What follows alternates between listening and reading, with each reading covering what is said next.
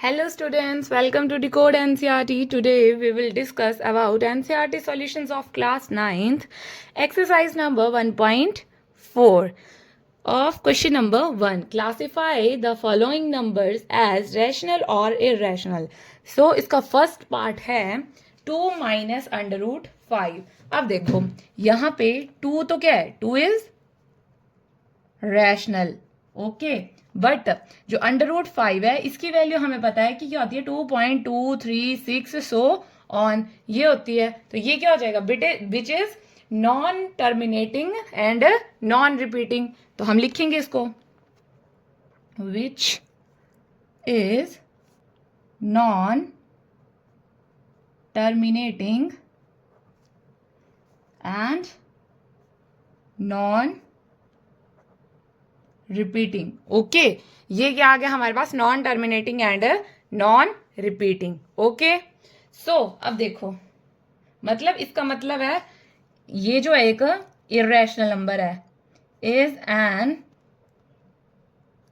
Irrational number. Okay तो हमें पता है कि जब वी नो दैट, इसको हम वी नो दैट लिखते हैं. ठीक है, एक मिनट शीट. तो यहां पे क्या आएगा, वी नो दैट रैशनल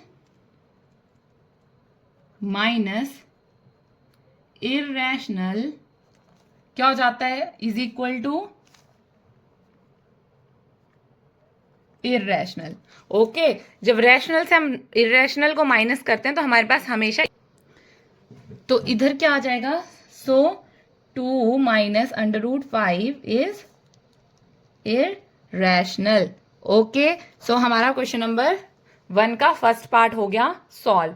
सो इसका सेकंड पार्ट अब हम करते हैं. इसका क्वेश्चन नंबर सेकंड पार्ट है 3 plus under root 23 bracket close minus under root 23. तो अब हम इसको कैसे सॉल्व करेंगे, अब देखिए यहाँ पे अब जब ब्रैकेट ओपन होगी तो ये क्या हो जाएगा, 3 plus under root 23 minus under root 23. ठीक है, तो इसके बाद क्या हो जाता है यहां से अब देखिए 23 पॉजिटिव है 23 नेगेटिव है, ये क्या हो जाएंगे कैंसिल. तो हमारे पास क्या बचेगा, इज इक्वल टू 3. अब ये क्या है, is equal to P upon Q की फॉर्म में हम इसको लिख सकते हैं 3/1.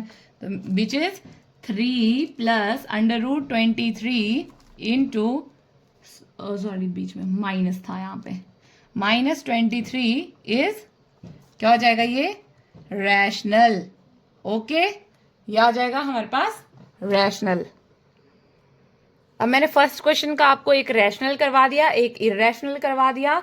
अब आपने इसके बाकी के जितने भी पार्ट्स बचते हैं वो आपने इसके खुद से करने हैं. ओके अगर कोई डाउट होगा, कोई क्वेरी होगी तो आप मेरे से कमेंट सेक्शन में पूछ सकते हैं. अब हम मूव करते हैं क्वेश्चन नंबर सेकंड पे. ओके सो अब हमारे पास क्वेश्चन नंबर 2 है सिंप्लीफाई. इसका फर्स्ट पार्ट है 3 plus under root 3 into 2 plus under root 2. हमने इसको सिंप्लीफाई करना है तो हमने इसको मल्टीप्लाई करना पड़ेगा. पहले हम 3 से इस पूरे को मल्टीप्लाई करेंगे, फिर हम अंडर रूट 3 से इस पूरे को मल्टीप्लाई करेंगे. तो कैसे आएगा, अब देखिए 3 into 2 plus under root 2, plus का साइन है प्लस एज इट इज रहेगा, under root 3 into 2 plus under root क्या हो जाएगा, under root 3 into under root 2. ठीक है, अब इसको सॉल्व करेंगे तो ये क्या आ जाएगा, 3 2 जा 6 प्लस 3 से अंडर रूट, ये मल्टीप्लाई नहीं होता तो 3 एज इट इज रहेंगे, under root 2 as it is रहेगा, प्लस अब 2 और अंडर रूट 3 ऐसे. ठीक है, आगे क्या हो जाएगा, अंडर रूट 3 से अंडर रूट 3 मल्टीप्लाई होगा. ठीक है, 3 से under root 3 means under root 9, तो इसका क्या हो जाएगा 3. ओके तो ये क्या बन जाएगा, अंडर रूट में 3 into 2. Are you getting my point. तो यहां से हमारे पास क्या बचा, ये 6 plus 3 under root 2 plus 2 under root 3 plus under root 6. ठीक है, ये आ गया हमारा आंसर. ओके अब इसका थर्ड पार्ट मैं करवा देती हूँ क्योंकि ये थोड़ा स्क्वायर टाइप में है तो आपको करने में शायद थोड़ी दिक्कत आ सकती है. तो वो है under root 5 plus under root 2 का होल स्क्वायर. तो हम इसमें क्या लगा लेंगे, a प्लस बी का होल स्क्वायर वाली आइडेंटिटी लगा लेंगे. तो वो क्या होती है, a square plus B square plus 2ab है ना. तो a की वैल्यू क्या है, अंडर रूट 5 है ना, एंड b की वैल्यू क्या है, √2। तो हम क्या करेंगे, इसको √5 का होल स्क्वायर प्लस √2 का whole square plus 2 into √। So students, यहाँ पे थोड़ी वीडियो पॉज हो गई थी। ओके, तो यहाँ पे क्या आएगा हमारे पास, देखिए जब हम इसका स्क्वायर करेंगे तो स्क्वायर से डायरेक्टली √ कैंसिल हो जाता है, तो 5 आ जाएगा, 2 यहाँ से 2 आ जाएगा, प्लस 2 इंटू दिस, तो हमारे पास आएगा 7 प्लस 2 √10। ओके, तो ये आ गया हमारा क्वेश्चन नंबर 2 भी कंप्लीट हो गया। ओके, अब हम क्वेश्चन नंबर 3 पे मूव करते हैं। ठीक है, क्वेश्चन नंबर 3 ऐसे यहाँ पे बहुत बड़ा एनसीईआरटी में इतना लिखने में वो टाइम वेस्ट होगा, इससे बेटर है मैं आपको बोल के सुना देती हूँ। ठीक है, recall pi is defined as the ratio of circumference से सी, कोई सरकमफ्रेंस है पाई, ठीक है, of a circle to its diameter से डी, डायमीटर को हमने बोला है सी। ठीक है, दैट इज, अब इन्होंने बोला है पाई जो है हमारे पास C/D है। ठीक है, which is circumference upon a diameter. ठीक है, तो इसके बाद क्या आएगा, आगे बोला है this seems to contradict that fact pi is irrational. अब इन्होंने बोला है कि हमने कॉन्ट्राडिक्ट करना है इस फैक्ट को कि पाई जो है वो इरेशनल है। How will you resolve this construction, हमने इस कंस्ट्रक्शन को रिजॉल्व कैसे करना है। ठीक है, तो कैसे करेंगे हम, हमारे पास क्या है, पाई C/D दिया हुआ है, ये क्या हो गया, इज रैशनल। ठीक है, हमने इसको रैशनल लेके चलना है। ठीक है, where C and D both are rational. Okay, हमारे पास C और D क्या हो जाएंगे, रैशनल हो जाएंगे। ठीक है, बट हमने क्या करना है, देखो अब क्या आएगा हमारे पास, what the C and D means circumference and diameter, we calculate is not exactly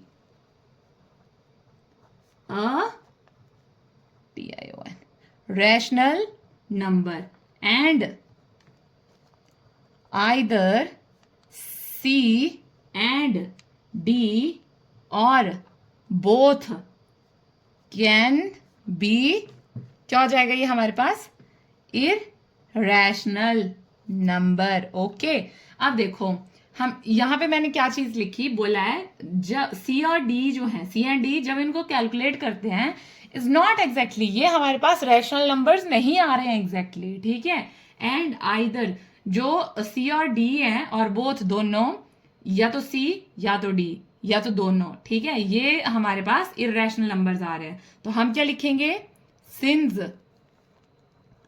rational upon irrational is equal to क्या हो जाता है, irrational. Okay, so pi is TION। Okay, pi क्या आ जाएगा हमारे पास, इरेशनल।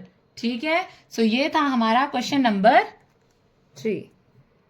नेक्स्ट हम मूव करते हैं क्वेश्चन नंबर 4 पे। तो 4 जो था वो हमारे पास कंस्ट्रक्शन है, तो अभी मैं आपको कंस्ट्रक्शन नहीं करा सकती हूँ क्योंकि ऐसा होता है कि मैं अभी आपको ड्रॉ कैसे करवाऊंगी। ठीक है, और अब हम नेक्स्ट करते हैं क्वेश्चन नंबर 5 पे मूव होते हैं। ठीक है, तो हमारा क्वेश्चन नंबर 5 है rationalise the denominators of the following. तो हमारे पास क्या होता है, डिनोमिनेटर को हमने रैशनलाइज करना है। तो हमारे पास फर्स्ट क्या है, 1/√7।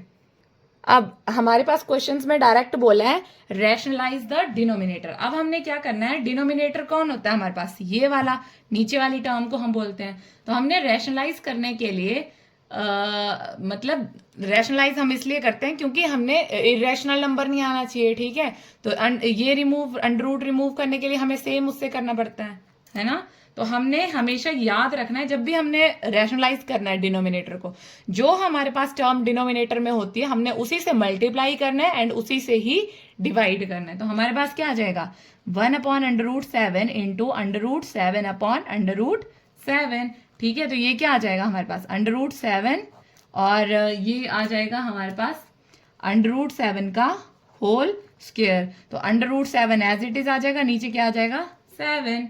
ठीक है, तो ये हो गया हमारा फर्स्ट पार्ट।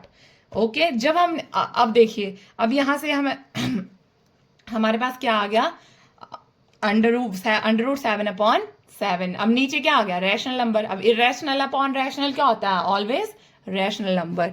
ओके, अब नेक्स्ट पार्ट है इसका 1/√7 माइनस √6। अब हमने जब भी ऐसी टर्म्स कोई आती है, अब हमने सिंगल का तो देख लिया, सेम उसी नंबर से हमने मल्टीप्लाई भी करना है, डिवाइड भी करना है।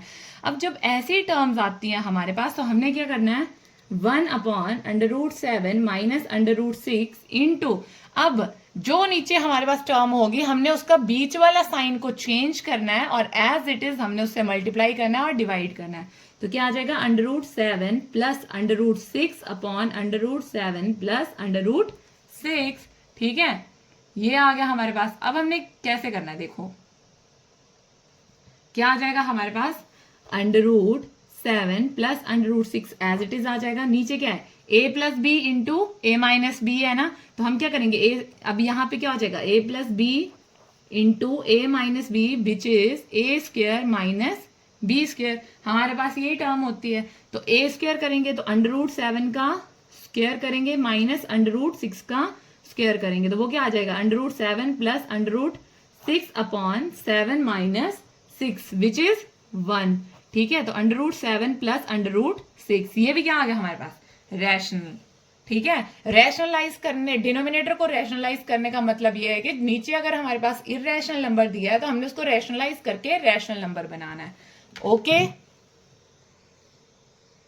अब देखो एक पार्ट और है। अब इसमें क्या है, 1/√7 माइनस 2। अब एक इरेशनल है और एक क्या है, रैशनल है। तो हम क्या करेंगे इसको, देखो सेम हमने जैसे ऊपर किया है वैसे ही करना है। तो हमारे पास क्या आएगा, सिर्फ साइन चेंज करना है, -2 इंटू √7 प्लस 2 अपॉन √7 प्लस 2। तो ये क्या आ जाएगा, √7 प्लस 2 एज इट इज आ जाएंगे। अब ये क्या हो जाएगा, सेम यहाँ पे वही वाली आइडेंटिटी लग जाएगी, a plus B into a minus V which is a square minus v square. तो √7 का स्क्वेयर करेंगे तो वो क्या आ जाएगा 7, और 2 का स्क्वेयर करेंगे वो क्या आ जाएगा 4। तो हमारे पास क्या बचा, √7 plus 2 upon 3 is the answer. So इसी के साथ हमारी एक्सरसाइज नंबर 1.5 जो है कंप्लीट होती है। ओके, सो बाय बाय।